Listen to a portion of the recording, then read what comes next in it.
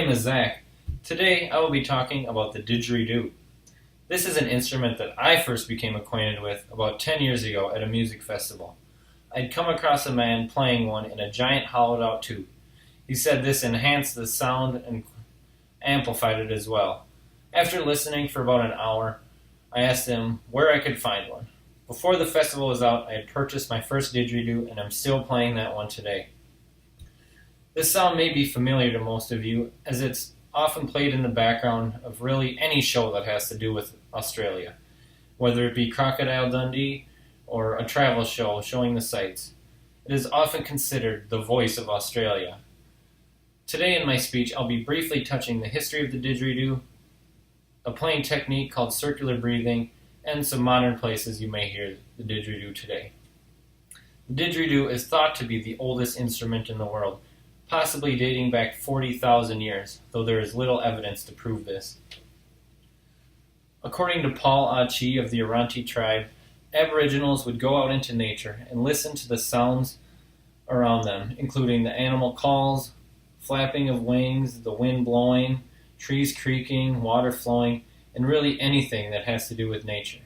They would then come back to the tribe and try and mimic these sounds as closely as possible on the didgeridoo. This was played during ceremonies along with other percussion instruments and chanting.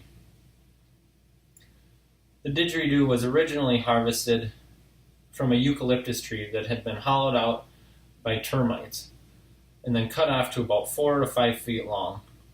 The player would then hollow it out the rest of the way using hot pokers or hot coals until it was 1 inch diameter thickness.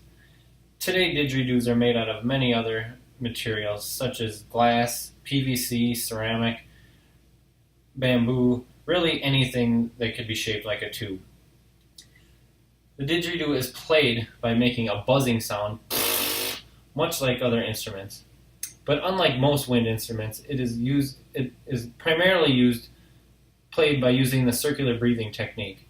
With this technique, you inhale a deep breath and play the instrument until you're just about out of air. Then at the last second, you force air that you have trapped in your cheeks out and take a quick breath in through your nose. This allows the player to go on indefinitely. My personal record is close to 15 minutes.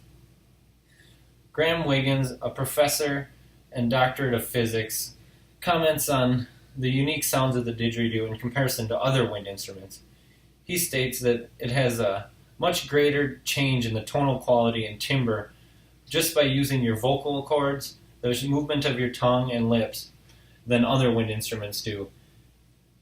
He has essentially studied the didgeridoo and gained the nickname Dr. Didge.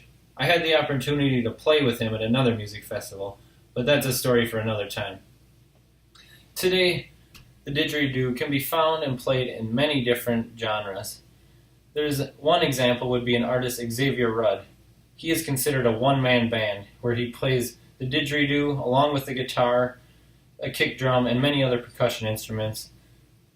Otherwise, you could, if you want to hear it in the traditional way, you could listen to Jarju Garuwiwi, an Aboriginal who is also credited with bringing the didgeridoo to the Western world and spreading its world popularity.